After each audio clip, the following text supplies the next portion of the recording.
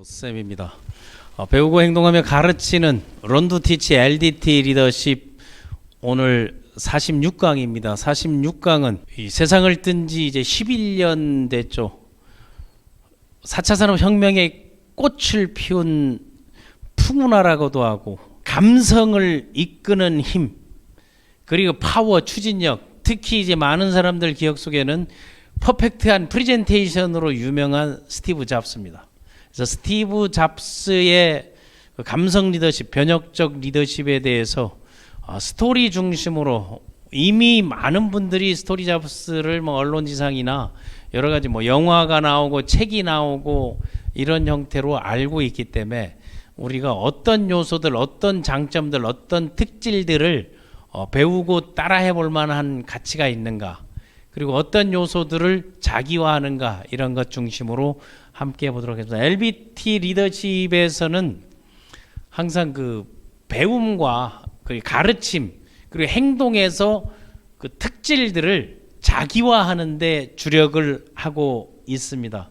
예술가의 감성을 갖고 있죠. 예술가의 감성을 갖고 있으면서 실질적으로는 그 IT 업계 전문 기술자, 개발자가 아니고 그 개발은 거의 뭐 스티브 워즈니악이 거의 다 했고, 마케팅하고 영업하고 그 거상의 마인드를 갖고 있죠.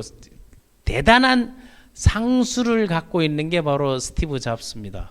그럼 그러한 상수는 또 어디서 나왔고, 그러한 감성은 또 어떻게 생성되었으며, 그 고집불통이고 그 추진력 그리고 그 배짱 깡다구는 또 어디서 나왔는가, 이러한 것들에 대해서 좀 스토리 형태로 스토리텔링으로 이제 해보려는 것은, 스토리텔링을 할 때, 강의 코칭할 때 제가 스토리텔러 중에 가장 퍼펙트하게 그 세 개의 점을 연결하는 게 스티브 잡스다라고 이제 종종 왕왕 표현하기 때문에 스티브 잡스 이야기는 편하게 여러분들이 이야기로, 그리고 뭐 출생의 배경이라든가 아니면 뭐 결과적인 부분들을 가지고 얘기하는 것보다는 어린 때 어떻게 해서 그러한 것들을, 그런 감각들을 키웠는가, 이런 것들도 한번 알아볼 필요가 있다고 생각합니다. LDT 리더십에서 지금 46강인데 모든 리더들이 그 바이오그래피를 만의 나이로 정리하고 있습니다. 나이, 연도, 뭐 1955년생 스티브 잡스의 1955년생 동기는 MS 마이크로소프트의 빌 게이츠가 바로 동시대 동년배이면서 30년 애증 관계를 지은 경쟁자이면서 라이벌이면서 상호 이제 추종하는 그런 관계인 빌 게이츠와 동년배 같은 나이라고 이제 볼 수 있고, 어릴 때 그 입양이 출산 전에 입양 계약을 한 거 아니겠습니까? 그 어머니가 이제 대학원생이었는데 아이를 가졌는데, 원래 그 친부라고 하는 사람은 그 시리아 계열의 이민자 출신이었죠. 그런데 아이를 키울 그 여력이 안 되고, 또 아버지가, 그러니까 친부가 그걸 반대해 가지고 그 친부와의 관계는 죽을 때까지 찾아와도 만나지 않고 이제 눈을 감게 되는, 그거에 대한 그 자기 열등감들을 어떻게 해소하기 위한 그런 그 인간적 고뇌나 고통들도 스티브 잡스는 상당히 많았습니다. 그래서 어린 때 어머니가 그 입양자를 찾아가지고 그 입양의 조건, 출산하자마자 그 생모가 갓난 아이를 입양하는 조건을 할 때 그 조건을 걸었던 게, 반드시 그 괜찮은 가문에 아이는 뭐를 해야 되는 거면 대학을 이제 보내야 된다는데, 실제로 입양을 원했는데 딸을 원했는데 아들이 나왔는데 급하게 대학을 꼭 보내준다는 조건을 했는데, 실제 키워줬던 그 양부라 그러죠. 자기는 진짜 1000% 자기 아버지라고 어머니라고 얘기했던 만큼 뭐 낳자마자 눈 뜨자마자 뭐 엄마 아빠가 됐으니까 지금의 뭐 시험관 하기로 생각하게 되면은 그거를 하나하나 기록하고 정리하고 이제 관리되고 그런 사실들이 나왔다는 것은 어느 한 면에서는 좀 거침없이 그런 자기 표현이나 이런 것들을 노출하는 것도 있고, 또 트릭도 이제 많이 쓰는 경우들도 있죠. 그 비즈니스 상에서 그 이러한 요소들이 뭐 찬반 양론이 있고 비난하는 사람이 있고 추종하는 사람들이 있는데, 우리는 LDT 리더십에서 항상 좋은 점만 배우고 좋은 점만 따라하자, 이런 취지에서 하는 걸 여러분들이 이해를 해주시기 바랍니다. 실지 양부는 고등학교를 가까스로 나온 수리공이고 또 미군에도 근무했고 부동산도 했고 이것저것 하는 그 기계 노동자이죠. 기계 노동자이면서 때로는 중고차를 수리해서 팔기도 하고 또 부동산 중개도 하고 여러 가지를 하면서 상당히 형편 자체가 그렇게 녹록하지는 않았던 것만은 어린 시절이 사실입니다. 그래서 공부에도 스티브 잡스는 그래 큰 관심들이 없었죠. 뭐 학습을 시킬래 해도 뭐 말 안 듣고 또 개구장이의 범주를 넘어서 그 리더들의 특징들을 보게 되면 마하트마 간디도 그랬고 이순신 장군도 그랬고 악동의 기질이 있고 깡다구가 있고 뭐 여러 가지 좀 세상에 반하는 일들을 많이 했던 것만도 사실입니다. 그러나 스티브 잡스에게 가장 그 선한 영향력을 줬던 분이 있습니다. 그 선한 영향력을 줬던 분이 바로 어머전 힐이라는 초등학교 4학년 때 담임 선생님이에요. 그래서 그 미국식 교육에서 항상 대화하고 소통하고 아이가 뭘 좋아하는 걸 먹고 하라는 걸 하는데 그 어머전 힐이라는 그 선생님이 스티브 잡스에게 항상 그 대가와 보상 같은 거를 가르쳐 줬어요. 이걸 하게 되면 사탕을 주기도 하고 때로는 형편이 어려우니까 용돈을 주게 해서 그 프로모션을 했던 거죠. 그 프로모션을 하면서 그 선생님으로 인해서 공부도 성적이 올라가면 이걸 하나씩 체크하고 하니까 그걸 받아먹기 위해서 이제 공부를 하는데 그 선생님이 이제 가르치고 원하는 그런 과목들을 잘했던 것들이 있었죠.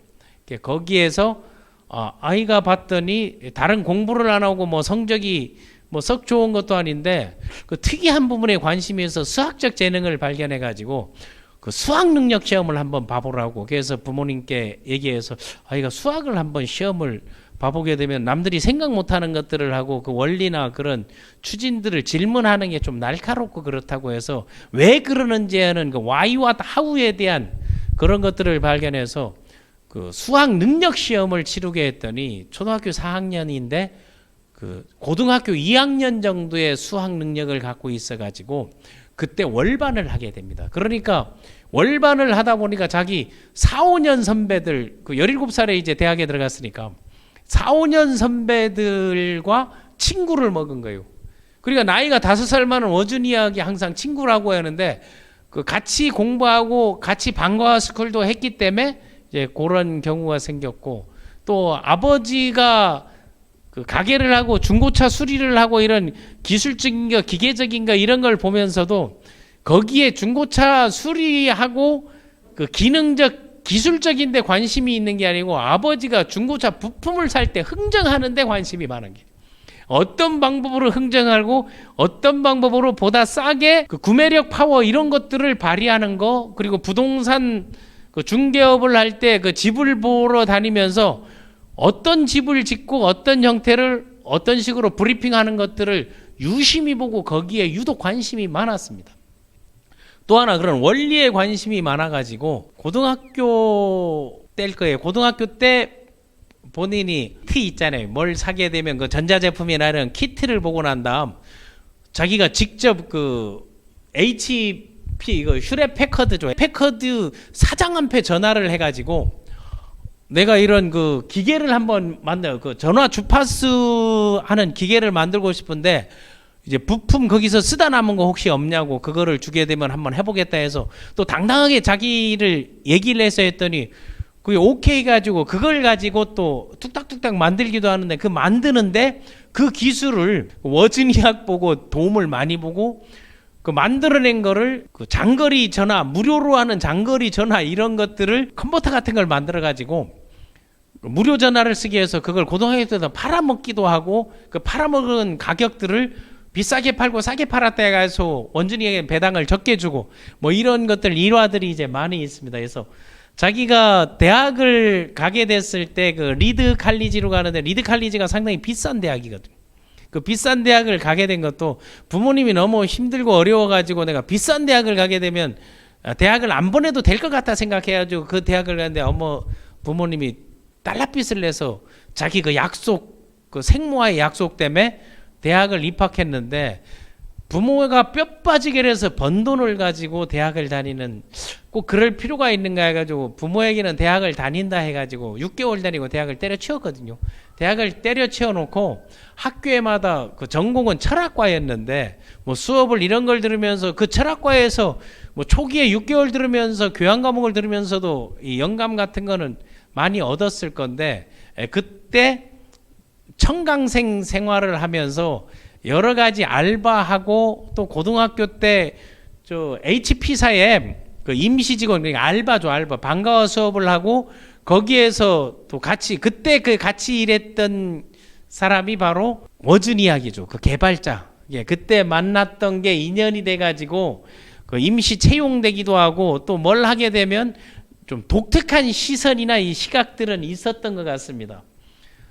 그 다음에 이제 대학에 들어가 가지고 자기가 이제 만나게 된 그 사람이 좀 선불교 선원인데, 그 거기가 어디에서 만난 거면 그 사과 농장에, 그 오리논팜이라는 사과 농장에 그 히피 공동체 해가지고 뭐 명상도 하고 선도하고, 그때 만났던 그 정신적 스승이 바로 그 일본의, 미국에서 활동하고 있는 일본의 그 선불교 승려 그 오토가와 고분이라는 분이에요.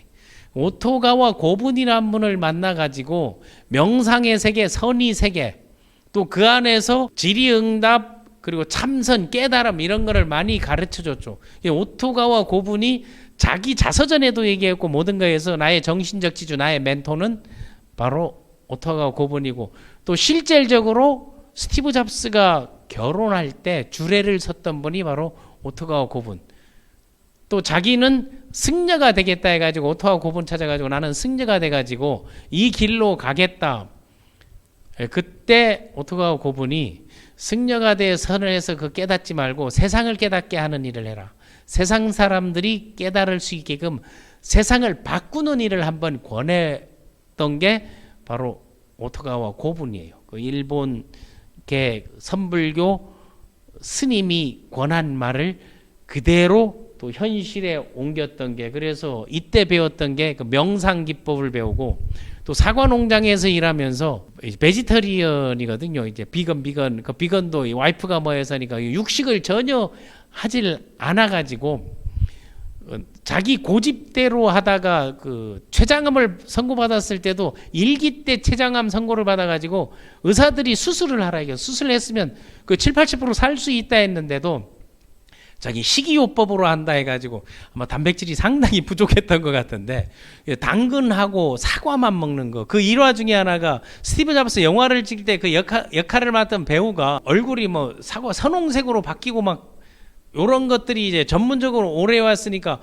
그걸 흉내내 가지고 사과와 당근만으로 다이어트하고 그 체험을 하다가 응급실에 실려가기도 했다는 일화가 있거든요. 그만큼 거기에 심취되어서 주변 사람들이 자기가 옳다고 생각하면 주변 사람들을 말을 안 들었죠. 그래서 의사들 말을 듣지 않고 방식을 쓰다가 이게 악화돼 가지고 결국 췌장암으로 이제 죽게 됐는데, 그 명상이나 수행, 이제 좌선하는 것들을 배워가지고 뭐 지금은 뭐 명상 음악도 나오고 스티브 잡스 명상 책도 나오고 여러 가지가 이제 많이 나오고 있는데, 거기에 영향을 줬던 때는 선불교. 이분 때문에 본인이 그 회사 그 아리타라는 세계 최초의 비디오 게임 회사에 취업해가지고 자기가 돌을 닦을 거라고 인도 히말라야를 가거든요. 히말라야를 가면서 그 참선하고 수행하기도 하고, 그때 내가 농담처럼 얘기하는데 또 인문 고전 공부를 하고 뭐 리오왕 맥베드 이런 것들도 많이 했고, 또 음악과 시를 또 상당히 좋아했습니다. 음악과 시를 많이 좋아해가지고 자기 아이폰에는 그 자기의 그 추종 평생 가장 그 좋아하는 음악인이 밥 딜런이거든요. 그 밥 딜런의 773곡을 아이폰 안에 다 수록해서 다니면서, 또 밥 딜런은 시인이면서 음악가이면서 그 한 시대를 풍미했던, 그래서 2016년인가 밥 딜런이 노벨 문학상을 받았죠. 노벨 문학상을 받고 직접 밥 딜런을 만나가지고 스티브 잡스가 떨려서 말을 못하는 그런, 너무 설레가지고 자기가 너무 좋아하고 존경하는 분을 만났는데 왜 그런 거 하게 되면 항상 영감을 떠올릴 때는 밥 딜런 음악을 들었다는 그런 것들이 있습니다. 그래서 스티브 잡스 하게 되면 이제 단순함이 스티브 잡스가 갖고 있는 가장 큰 파워죠. 세상에서 가장 어려운 일은 단순하게 만드는 게, 그게 쉽고 간단하게 아이들 쓸 수 있는 아이폰이라는데 아이폰이라는 이름 정할 때도 폰맨, 포드맨 이런 아이팟도 판맨 이렇게 그 부사장이 이름을 정했는데 전문가들이 아이폰이라고 이름을 하라고 해서 또 그거를 안 된다고 자른 게 아니고 나중에 이제 고난도 겪고 여러 가지 하다 보니까 물으면서 아이패드라는 그리고 아이패드 이런 것들, 아이팟 이런 것들을 만들어내게 돼 있는데 그 단순함의 극치를 이뤘던 거죠. 그래서 스티브 잡스의 그 단순을 딱 보게 되면 그 이미지로 보는 아웃핏이라고 그러냐. 이미지로 딱 봐서 스티브 잡스 하면 위에서 딱 보게 되면 나중에 젊은 때 머리가 길었었거든요. 쏙 길게 해가지고 그래 했었는데 그 안경을 딱 들 수 있죠. 그 안경이 저게 그 르노 안경이라고 독일제 르노 안경 클래식 스타일인데 저거를 쓰고 나와가지고 우리나라에서 압구정 쪽에 이거 르노 안경이 불티나게 팔렸거든요. 저 안경이 한 70만 원 정도 하는 건데 없어서 못 팔 정도로 해서 한 시대의 그 마케팅의 브랜드를 풍미하게 만들었던 것도 또 스티브 잡스입니다. 그만큼 뭔가 하면 영향력이 있었다고 이제 볼 수 있는데 또 여기 이제 내려오게 되면 늘 입는 게 블랙 이 터틀넥 그 목티 이거를 항상 입고 나왔는데 이것도 그 스토리가 있거든요. 자기가 항상 그 음원 때문에 소니가 마이마이 이런 것들을 만들고 하다 보니까 그 전자에서 그 소니의 회장이 그 모리타 회장이 아마 일본 기업인 중에 가장 영어를 잘했던 분이에요. 그래서 일본에 소니사를 방문해가지고 딱 들어가는데 봤더니 직원들이 전부 같은 옷을 입고 움직이는 게 너무 단순하게 딱 보이는 게 하나로 그 움직임 자체가 일체되는 걸 딱 보고 물어봤던 게 저 뭐예요 했더니 우리 직원들 유니폼이라고.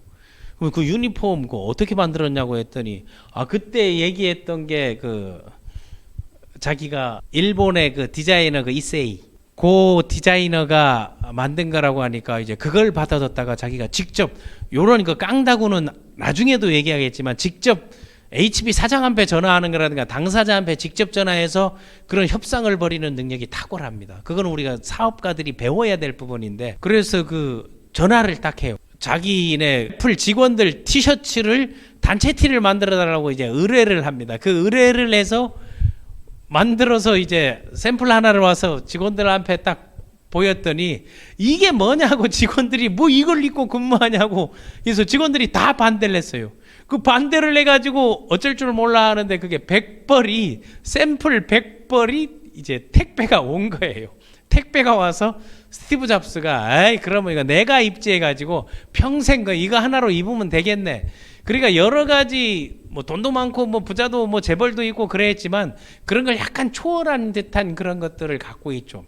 그게 독특한 그 세계, 영감의 세계를 갖고 있다는 것을 느낄 수 있는 건데 좋은 점들만 우리가 딱 배우면 됩니다. 뭐 고집불통도 좋은 점, 장점이 될 수 있고 단점이 될 수 있는데 그 티셔츠를 죽을 때까지 계속 입고 나왔던 거 아닙니까? 그게 바로 이 검은색 블랙 터틀넥입니다. 그거를 입고 세 번째 청바지. 청바지는 이 청바지를 입고 나오면서 각 청바지 사회에서 전부 자기네 브랜드다 이제 많이 얘기를 하고도 했었는데 그 이 청바지를 입게 된 이유가 그 마케팅에 탁월하다는 걸 딱 느껴야 되는데 리바이스를 입고 나오거든요. 리바이스를 항상 501을 이제 주로 입고 나왔는데 거기에는 뭔가 리바이스의 정신, 100년 기업의 정신, 리바이스가 1853년도 생겨나가지고 공식적으로 1873년도인가 그때 창업을 해가지고 지속적으로 이어져 나오는데 이때 애국심 마케팅도 같이 했던 게 자기네 제품과 그 연관시켜가지고 이게 링크하면서 함께 나가는 그 미국인들의 애국심을 자극했던 거예요. 그래서 그 리바이스에 보게 되면 LEVI, S가 이게 사람 이름이거든요. 리바이 스트라우스가 이 창업자인데 리바이 스트라우스의 그 정신 그리고 고집 그리고 그 청바지를 그 만들게 된 그 전쟁 때 텐트를 알렸던 걸 가지고 광산 노동자들을 보고 거기에 아주 쉽고 간단하게 딱 평평하게 만들어서 재봉해가지고 전천후 복장으로 만들어서 이제 전 세계인이 있게 돼 있는 그런 100년 기업의 꿈, 그 아이디어, 도전 정신들을 사고, 또 하나는 똑같은 그 캘리포니아주 샌프란시스코 그 지역에 이제 본사고 그 지역 출신을 위해서 같은 지역 이런 로컬 그리고 애국심 마케팅에 활용했던 게 리바이스고, 또 여기에서 신발은 항상 그 뉴발란스 신발을 신고 나오는데, 이거 뉴발란스 신발도 이제 100년 돼 있는 건데, 저것도 아이디가 보게 되면 그 창업할 때 뉴발란스 신발의 그 NB라는 글자에 보게 되면 그게 닭발 찍어 놓은 거거든요. 닭발들이 서 있는 그런 그 형상을 보고 난 다음에 뉴발란스 신발을 만들었는데, 그 기업의 그 기업가 정신 이런 것들을 사가지고 자기가 뭘 이용할 때는, 들고 다닐 때는 그거를 마케팅에 활용하면서 동조자를 만들고 아군을 만들고 연대하는 상생과 윈윈에 대한 거는 상당히 탁월했다고 볼 수 있습니다. 그래서 요 네 가지를 가지고 안경, 루노 안경하고 이 블랙 터틀넥, 다음에 리바이스 청바지, 다음 뉴발란스 신발. 그래서 요 신발들이 없어서 못 팔고 사람들이 요걸 또 흉내내고 따라내고 한 게, 요런 정신, 그 단순함의 정신을 따라한 게 바로 누군가 하면 마크 주커버거예요. 그 마크 주커버거는 1984년도 그 1984년도에 그 매킨토시를 이제 발표하고 그 마케팅의 본격적인 선을 딱 보였을 때 태어났거든요. 그래서 그 단순함에 대한 걸 학습하면서 하버드를 중퇴하고 자기도 회색 티만 입어요. 그러니까 항상 마크 주커버도 나올 때 보면 청바지에 회색 티만 입고 나오는 게, 또 보게 되면 이제 국내 사회적 기업의 어느 CEO도 항상 그 티셔츠하고 청바지만 입고 다니는 CEO도 있습니다. 그런 흐름들이나 기업가 정신이나 그 독특한 마인드, 영감, 이런 추진력들을 많이 배우는 게 이제 아닌가 싶습니다.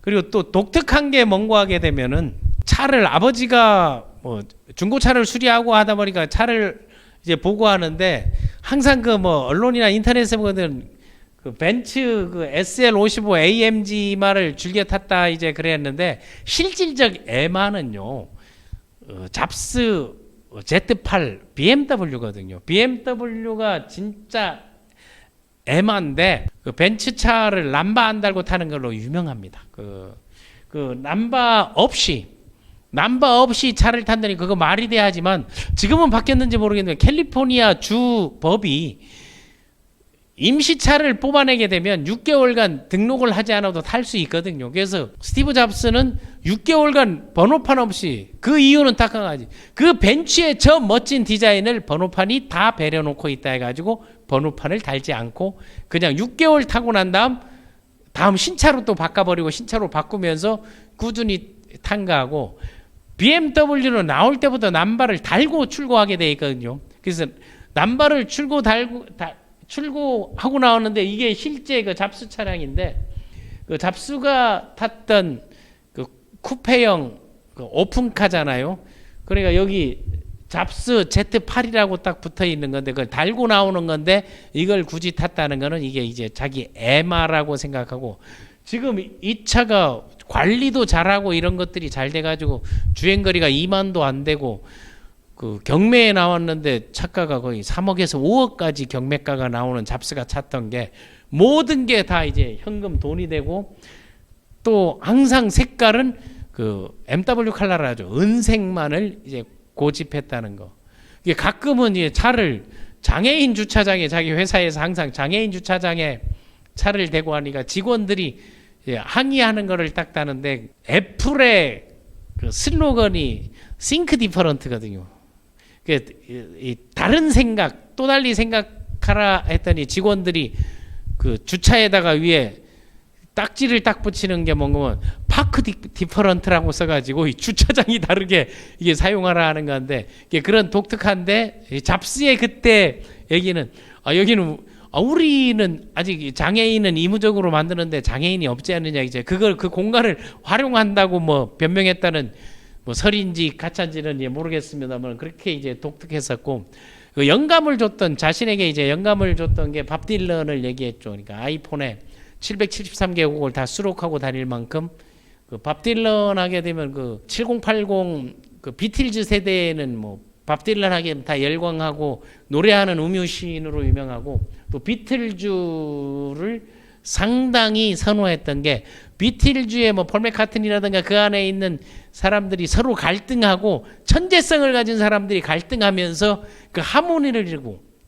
또 1만 시간의 법칙을 가지고 이런 오디션에서 떨어졌는데 그 염습량을 통해서 최고의 음악가가 됐던 그래서 조화를 이루고 균형 밸런스를 맞추고 이런 것들 때문에 이제 비틀즈는 비틀즈의 팀워크는 내 비즈니스의 모델이라고 생각할 정도로 이제 컸었고 스트로베리 필드스 포레버라는 그 음악을 그 상당히 선호하고 이제 좋아했었습니다. 또 이제 가끔 일이 안 풀리거나 답답할 때는 항상 딱 트는 음악이 있었는데 그게 마이클 잭슨의 빌리진입니다. 그 마이클 잭슨의 빌리진은 뭐 세계가 열광하고 여러분 유튜브 빌리진 하게 되면 그 마이클 잭슨이 이거 모자 춤주고 음지고 탁 그리고 하는 거 이거에 나오는 거잖아요. 그런데 빌리진 음악을 뭐가 안 풀리고 답답할 때 그 음악을 틀고 그 기분 전환을 하는데 그 빌리진에 보게 되면 이 스토리 보면 빌리진 가사 내용을 한번 딱 들어가게 되면 이게 가사 내용이 그 사생아 또 친자 확인 소송 내용이거든요. 자기가 나왔을 때 그 자신의 인생과 삶과 매칭되고 연관된 게 묘하게 맞아떨어지는 게 그래서 항상 그 영감과 감성, 독특함 이런 창의성 그 창의성은 또 단순함이고 이런 논리들이나 수많은 명언들을 만들어냈던 게 바로 스티브 잡스입니다. 그래서 스티브 잡스가 1976년도에 그 애플이라는 걸 창업하면서 애플도 자기가 오리논팜이라는 사과 농장에서 사과가 가장 완전한 식품이다라는 거, 그 사과를 그렇게 선호하고 그 농장에서 봤던 걸 가지고 그 애플사라고 이름을 정하면서 그때 세 사람이 공동 창업을 하게 됐죠. 그 스티브 워즈니악하고 로널드 웨인이라는 그 세 사람이 창업한데 그 이제 창업 스토리도 상당히 재미있습니다. 그걸 창업해서 애플 1이 딱 나왔죠. 애플 1이 나왔더니 첫 작품이고 다음 이제 77년도에 애플 2가 나오고 84년도는 마크 주커버가 태어나는 해 아닙니까? 그때 매킨토시를 이제 선보였죠. 그래서 애플의 출발점은 역사는 이렇게 되는 것이고 그때 공동 창업했던 두 사람을 간단히 가든 그 워즈니악이 5살이 많거든요. 그리고 원래 이 사람은 지금도 컴퓨터 과학자고 발명가이고 그 발명이 그 미국 전역에 이제 올라가 있고 명예의 전당에 그 발명 전당에 헌액될 정도로 그 돈에 대한 욕심 없고 퍼주기 좋아하고 항상 옥신간시 싸우면서도 서로 존중하고 결정적이 돼 그걸 따라하고 그 만들면은 그거를 누가 팔았다? 바로 스티브 잡스가 팔아왔죠. 다음에 그 고행하고 오리건 중에서 고행하다가 캘리포니아로 돌아올 때 그런 그 컴퓨터 이제 홈클럽 같은 데 들어가고 여기에 있으라고 나랑 같이 여기에서 같이 활동하면서 학습하고 뭐하라 하면서 서로 이제 미워하면서 좋아하고 좋아하면서 미워하고 위하면서 했던 게 바로 이 스티브 이제 워즈니악입니다. 항상 그 비즈니스사에서 가장 불행한 남자, 불운의 남자라고 하는 게 같이 창업했던 그 로널드 웨인인데 로널드 웨인이 아니었으면 워즈니악이 잡스하고 같이 애플 창업 공동 창업자가 안 됐거든요. 그 설득을 누가 해줬는가 하게 되면 워즈니악이 해줬던 게 워즈니악 믿고 이 일을 한다고 해서 창업을 공동 창업자로 이제 등록해서 그 공동 창업자로 땡기는 그 힘 최고의 그 인재를 모셔왔다 해가지고 지분을 10%를 줘서 창업할 때.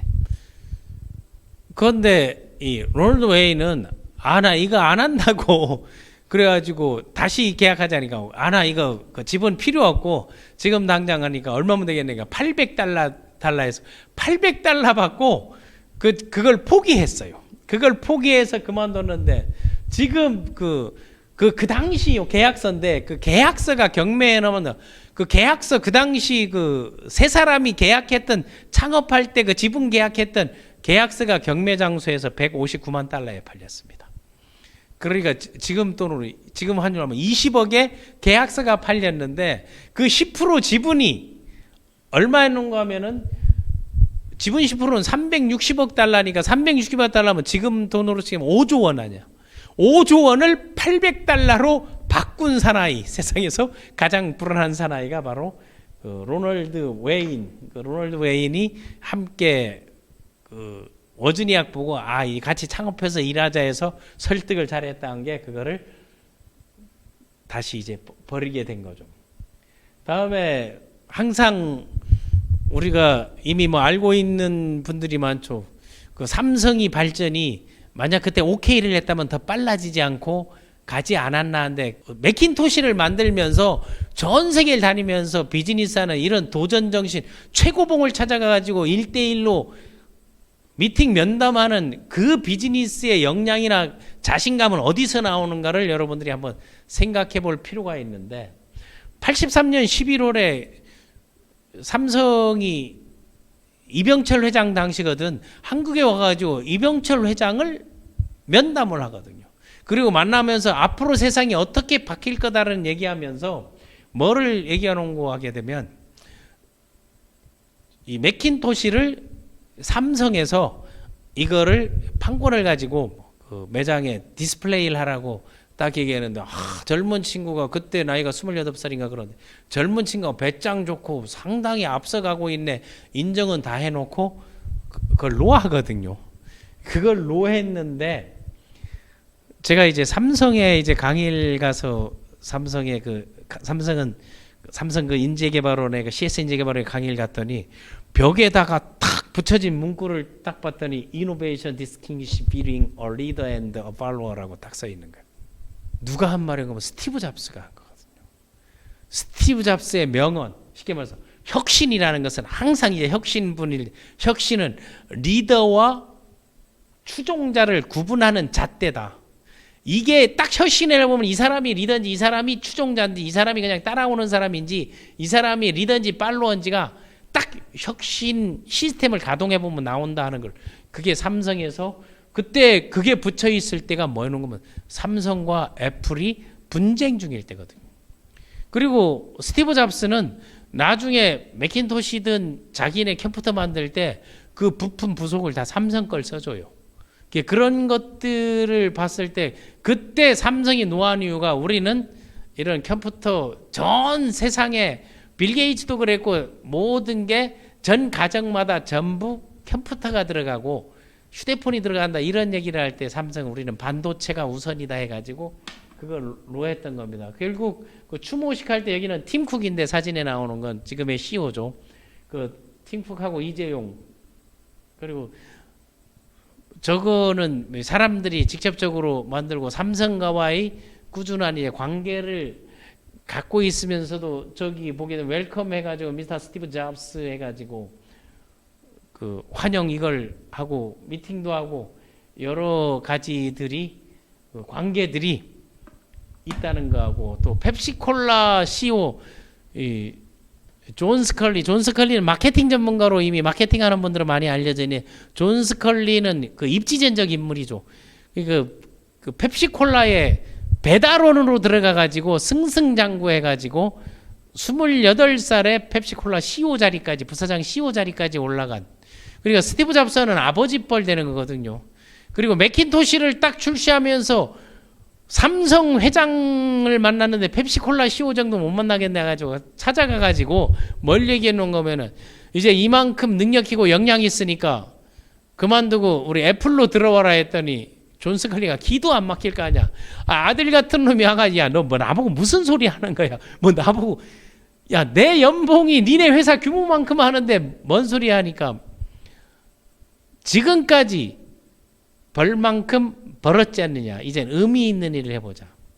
나와 같이 세상을 바꾼 일을 해보자. 그렇게 딱 던진다. 헛소리 하지 마. 딱 한 거예요. 그러니까 뭐 발표에는 뭐 좋게 나왔는데 사람에게 해로운 설탕물을 팔면서 그렇게 당당한 게 쪽팔리지도 않느냐고. 평생 설탕물이나 팔아먹고 살아라. 이런 게 이제 언론 뉴스에 이제 많이 나오고 있는데 아마 스티브 잡스 스타일은 그보다 더 심한 얘기를 하지 않았나, 저는 제 뇌피셜은 그렇습니다. 그래가지고 생각 있으면 연락하라고 해서 탁 나왔는데, 가만히 생각해 봤더니 존 스컬리도 자기의 과정 이런 걸 하나하나 해봤더니 그 펩시콜라 광고의 그 새로운 그 모델들, 아니면 뭐 나이키 광고나 이런 거에서 광고 마케팅에서 아주 탁월했기 때문에 모든 심혈을 기울여 가지고 맥킨토시 그 발표회 그 컨퍼런스에 심혈을 기울이면서 할 때 전화해 가지고 얘기한 거죠. 내가 거기로 가게 되면은 어떤 자리 주면 다 알아서 책임지고 하라고 하는 거야. 그럼 내가 대표이사 되냐고 하니까 대표이사 되고, 그럼 내가 의사결정할 수 있어. 그거 할 수 있고, 그런 권한 주고 여기 와서 그 마케팅만 철저하게 해라 해서, 그래가지고 영입을 했는데, 이제 거기에서 그 스티브 잡스의 스타일하고, 그리고 자기 입장에서 어린 사람하고 이제 분쟁들이 생기고, 그 맥킨토시 발표가 크게 예상보다는 크게 성공을 못 하거든요. 그래서 책임 논쟁, 경영권 분쟁 여러 가지들을 하다가 결국 이사회 결의로 해가지고 거의 만장일치에 가깝게 같이 창업한 창업자를 굴러온 돌이 박힌 돌을 빼내는 일이 벌어집니다. 그래서 쫓겨나게 되죠. 쫓겨났을 때 스티브 잡스가 넥스트라는 넥스트 컴퓨터를 만들고, 그걸 활동하면서 그 픽사를 인수하게 됩니다. 그것도 인수하게 된 것도 이제 여러 가지 스토리들이 있는데, 결국 이 픽사가 그 애니메이션 게임 영화를 하는 건데, 이 넥스트나 뭐든 기계나 장비에서 그 하드웨어에서 소프트웨어로 전환되는 거라고 보면 됩니다. 근데 그 영감들이 있으니까 항상 그 애니메이션 감독 그 이런 사람들, 또 자기가 비디오 게임 회사에 그 아리타라는 회사에 취업해가지고 수행을 하면서 했더니 토론하고 대화하는 것들을 이제 너무 좋아하고 자기가 쫓겨나가지고 그 안에 했는데, 그 픽사 그 회장이 이혼하면서 위자료가 없어가지고 회사를 이제 팔게 되었는데, 그때 과감하게 본인이 애플에서 번 돈을 다 투자합니다. 그 투자한 돈이 천만 달러인가 거기에 그 당시 한 100억 정도 되는 거죠. 지금은 한 140, 50억 되는 건데, $10,000,000를 픽사를 딱 투자해서 샀는데, 그 픽사를 인수하기에 디즈니사가 이제 픽사를 인수하면서 디즈니의 대주주가 돼버린 거예요. 그런데 이제 10년 동안에 존 스컬리가 이제 성공을 못하고, 이제 이사회에서 이제 잡스가 다시 와야 되는데, 잡스를 데려와라. 그 잡스에게 자꾸 이제 손을 내밀고 찾아오고 딱 하니까, 잡스는 그 애플에 대한 그 애정을 늘 갖고 있으면서도 그 조건들을 내걸었던 거죠. 그 조건을 내걸었던 게, 내가 이제 회사도 인수하고 애기도 커졌는데, 넥스트 회사를 니들이 사라. 그러니까 갑을 관계로 바뀌니까, 그래서 애플이 넥스트를 인수해요. 그걸 싸게 해줬겠냐고. 그 다음에 인수할 때 내가 애플에 들어가면 연봉 $1만 받는다. $1 연봉하고 나머지 배당이나 지분이나 이런 것들은 뭐 가져가는 건데 $1짜리. 그래서 애플에서 받은 급여가 $14, 14년 동안에 자기 $1만 받는다 해서 들어가서, 뭐 $1 받는 CEO들은 많죠, 해외에는. 그 대신 그 지분이나 아니면 주가 상승이나 이익 배당 가지고 더 큰 소득이 있는 거, 이제 그런 거에 있어서 명분이나 이런 실리들을 잘 따졌고, 그거 가면서 그 디즈니 또 이제 토이스토리 이런 것들이 뜨면서 디즈니 주식을 일부 처분했죠. 그 처분한 순이익이 지금으로 보게 되면은 5천억을 현금을 지고 $1를 받고 가가지고 애플로 이제 복귀하게 된 겁니다. 넥스트 픽사를 하고, 그동안에 아픈 만큼 성숙해졌다는 게, 저기에 그 픽사에 보게 되면 에드 컴머하고 만나가지고 토론하고 대화하는데, 자신의 책에서도 이제 썼던 게, 스티브 잡스가 변했다. 과거의 스티브 잡스가 아니라 에드 컴머리 말하는 스티브 잡스의 7가지가, 잡스는 남이 말 안 듣는다는 게 아니다. 진짜 경청하는 데다. 내가 토론해보고 만나보고 하지만 다른 사람들의 말을 상당히 유심히 주의 깊게 듣고, 그 창작자들을, 애니메이션 감독들하고 미팅하고 그 아이디어를 갖고 있는 창작자들이나 전문가들을 상당히 존중한다. 이제 잡스는 또 애플 본사의 그 본사가 우주선처럼 돼 있거든요. 애플 본사가. 애플 본사의 그 아이디어를 픽사 때 다 구상한 거예요.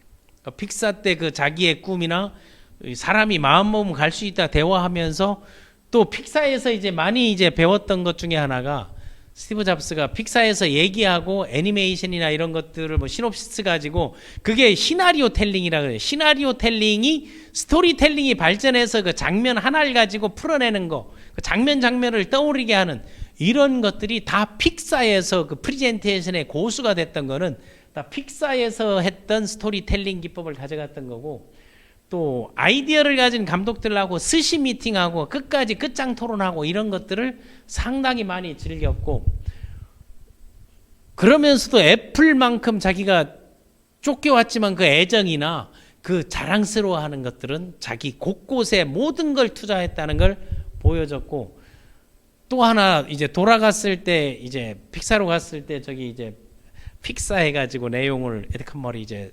정리하고 이제 서술을 해놓은 것 중에 픽사는 스티브 잡스를 버리지 않았다. 다른 말로 스티브 잡스는 픽사에서는 버림받지 않았다. 나중에 버림받고 선택해서 돌아가면서 새로운 것들을 이제 만들어내는 건데, 그때 이제 나오면서 그 스티브 잡스가 컴백할 때 뭐 포춘이라든가 뭐 타임즈에 대해서 여러 가지 화제들이 많이 됐죠. 많이 됐을 때 스티브 잡스가 했던 말 중간에 모든 것은 내가 고난 기간 동안에 내가 배운 것은 내가 만나지 않고 활용하지 않고 이용하지 않는 건 무조건 버려야 된다는 거다. 그래서 단순함은 무엇을 버려야 하는 것을 아는 것이 단순함이다. 그래서 단순하라. 그 단순함을 가지고 승부를 걸었던 거죠. 76년에 창업한 애플이 이제 본격적으로 돌아오면서 98년도에 아이맥을 나오는, 98년이 우리나라가 IMF가 온 건데 그게 아이맥이고, 2001년도 그 아이튠즈 그 아이팟, 다음 2007년도 아이폰, 다음 2010년도에 아이패드, 이게 그 아이 시리즈 애플 시도해서 애플을 지금의 기업으로 만들어 놓은 것인데, 그 프레젠테이션의 최고봉이라 할 수 있는 게 그 아이폰을 발표하면서 나왔던 거, 여기 작게 나와 있는 게 아이팟, 폰, 인터넷, 이거를 엄청 반복합니다. 이 세 개만 강조하고 딱 세 개의 사진, 아이팟하고 그리고 폰하고 인터넷, 이 세 개만 띄우면서 아이폰이 세상이 딱 나왔을 때 전 세계가 깜짝 놀랐고, 그 프레젠테이션을 따라하는 기업들이 생겨나기 시작하게 된 게, 그때 그 기존에 있는 걸 그 아이폰 하나에서 기존의 폰들, 스마트폰들이 스마트하지 못하다. 그리고 폰의 기능 중에 절반이 다 뭔가 하면 이 다이얼 버튼 자판 누르는데 소비하고 있지 않느냐 해가지고, 이 안에는 세 가지를 강조하는 건 세 가지를 딱 강조했죠. 아이팟, 음악을 듣고 싶은 음악을 이 휴대폰 하나로 다 들을 수 있다. 그 다음에 전화가 이 안에 들었는데 전후 폰이 같다. 그런데 딱 자판을 보이면서 여기에 우리는 자판이 없다. 그러면 이게 마우스에서 그거를 자기가 구상했다고 해. 그 마우스에서 구상했는데 여기 마우스나 펜을 들고 쓸 수 있다. No. 그리고 얘기했던 게 터치폰을 가지고 딱 하는 걸 보여주죠. 그래서 이 폰이 이용하는 거에서 이 안에 뭐가 인터넷 커뮤니케이션, 인터넷 커뮤니케이트, 이게 가능해서 인터넷이 이 폰 안에 들어와 있고, 전화기가 폰 안에 들어와 있고, 카메라가 폰 안에 들어와 있고, 이 음악 아이튠즈 아이팟이 폰 안에 들어와 있다. 이것이 하나에 나왔다. 하나하나 가격이 얼마겠냐 다 했을 때. 그래서 그 가격을 선정하는 거라든가 이 기능을 하면서, 그 놀라운 것은 그 저도 영상을 통해서 봤는데, 그 폰 기능을 할 때 이 안에는 인터넷 기능을 소통하는 거 해가지고 구글 맵을 여기서 검색을 해보자죠. 구글, 우리가 있는 이 캘리포니아 여기에서 딱 검색해서 스타벅스, 오케이, 스타벅스를 검색하니까 그 지도 안에 구글 맵에 스타벅스다 막 이 표시들이 나오잖아요. 그리고 하나를 딱 넣으면 전화 나오는 걸 바로 현장에서 전화를 딱 해요. 그러니까 거기에서 스타벅스입니다 딱 얘기해요. 스타벅스죠. 그러면 테이크아웃 4,000잔 부탁합니다. 딱 했더니 그 청중들이 놀라 자빠지잖아요. 네, 놀라니까 장난 전화였습니다. 잘못 걸었습니다. 딱 걸었을 때 제 뇌리에는 스티브 잡스가 어린 때부터 HP에 전화했던 거, 이병철을 찾아갔던 거, 존 스커리를 만났던 거, 또 하나는 장거리 그 무료 전화를 팔아먹기 위해서 만들어가지고 전화를 교황청에 전화해가지고 교황 바꿔달라고 하니까 누구냐 했더니 그 미국 대통령이다, 또 키신저다 이래가지고 야 통화했는데 목소리가 아니다 하는 건데 나중에 전화하고 그걸 확인하고 그 과감하고 도전하고 시도하는 것들이 그 현장에서 자기가 몸에 배어 있는 것들을 보여주는 것은 상당히 이제 놀라웠다는 겁니다. 늘리고 줄이고 하는 기능, 우리가 상상도 못했던 스마트폰 시대에 단순하게 된 그것 때문에 아이폰 하나로 다른 시장들이 다 없어지게 돼버리는 그런 걸 갖고 있는 게 바로 스티브 잡스, 세상을 바꾼 혁신의 아이콘이라는 거죠. 이걸 보게 되면 그 아이폰을 디자인하는 것도 자동차 회사 디자이너 보고 아이폰을 디자인하라 했거든요. 자동차를 만들 때는 보통 엔진, 기계, 샤시, 이 프레임들을 세워놓고 그 위에 차를 만드니까 엔진이 큰 거는 본네트가 크고 돌출하고 이래 딱 나오는 건데 가장 단순하게 폰을 올려놓고 그 폰 안에 요 기능을 다 넣으라고 했던 거예요. 그게 역발상이거든요. 그 단순한 디자인, 그리고 자신의 직관, 그 직관을 믿는 거하고 본질을 꿰뚫는 그 철학적 인문 철학의 마인드가 이 세 가지가 결국 그들이 얘기하는 think different가 바로 이것이 아닌가 싶습니다. 이게 픽사에 있을 때 자기가 구상했던 게 이게 애플 본사거든요. 애플 본사에 딱 보게 되면 딱 우주선처럼 돼 있습니다. 여기에 보게 되면 또 스티브 잡스 시애터도 스티브 잡스 이 극장도 있고 한데 여기에서 항상 if you want it 하는 거죠. 만약 여러분이 원한다면, 네가 원한다면, 여러분이 원한다면 당신은 날 수도 있는 거야. 내가 날기로 하면 날 수도 있다는 거예요. 그러한 자신을 믿으라는 거예요. 내가 날 수 있다는 거면 날 수 있다는 거. 이게 다른 말로 하면 할 수 있다고 생각하면 할 수 있다는 말을 여러 가지 측면에서 이걸 다 이제 보여줬던 게 스티브 잡스의 명언이고, 또 빌 게이츠하고 이제 애정 관계는 일찍이 그 2000년도만 해도 2000년도에 그 애플의 규모는 빌 게이츠의 20분의 1이었어요. 이게 서로 얘기하면서 토론하기도 하고 만나기도 하고 얘기하고, 그런데 10년 후에 애플은 MS보다 70%가 더 큰 회사로 바뀌어 버렸거든요. 나중에 추모식에서 빌 게이츠가 또 여러 가지 절 중에 빌 게이츠가 힘들고 어려울 때 사업 자금도 대줬다는 그런 쫓겨났을 때 위로 위안 정도가 되겠죠. 여러 가지 말들이 있는데, 빌 게이츠가 이제 직접 얘기했던 거는 잡스는 아주 자연스럽게 사람을 끌어들이는 능력이 탁월하다. 빌 게이츠가 매일 집에서 분통 터지면서 보면서 학습했던 게 스티브 잡스의 프레젠테이션, 신제품 발표 영상 이런 거였습니다. 자연스럽게 사람을 끌어들이는 마력을 가진 천재였고 나도 그를 따라하고 싶었다.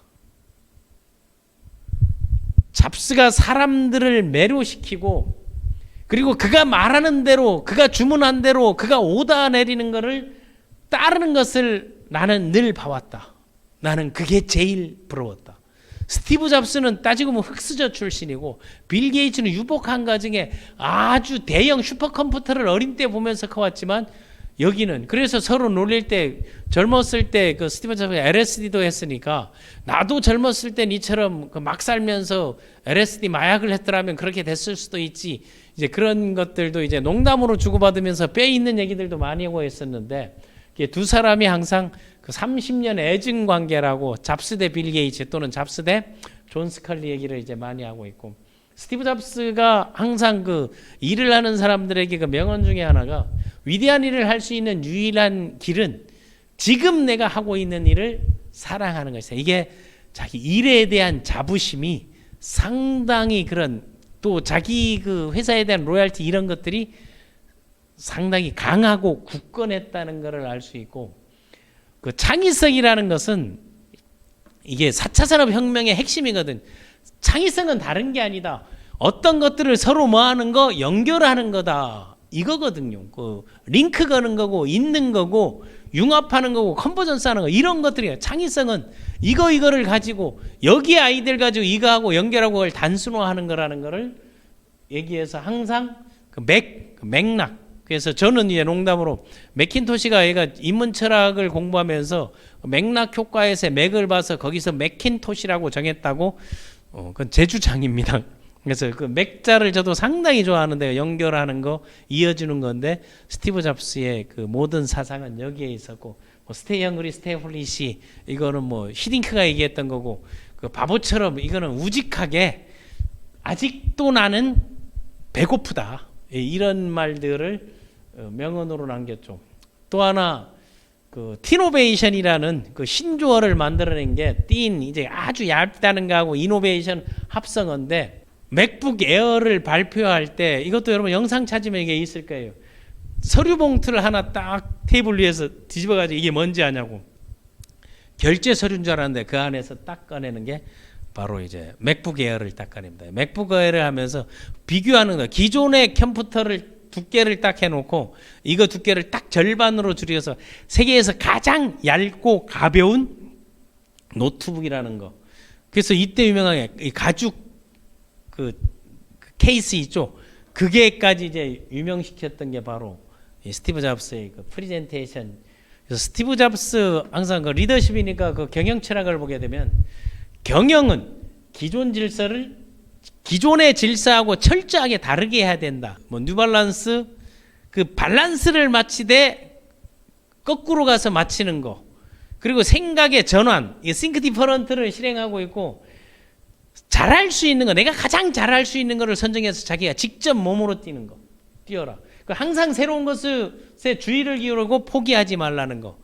그러니까 새로운 것은 세상의 흐름, 트렌드 이런 것들을 보면서 또 내가 하고자 하는 건 포기하지 말라는 거로 기술력을 과신하고 내가 뭘 잘 만들고 잘한다를 과신하지 말고 이 모든 것을 해결하는 건 소비자다라는 거예요.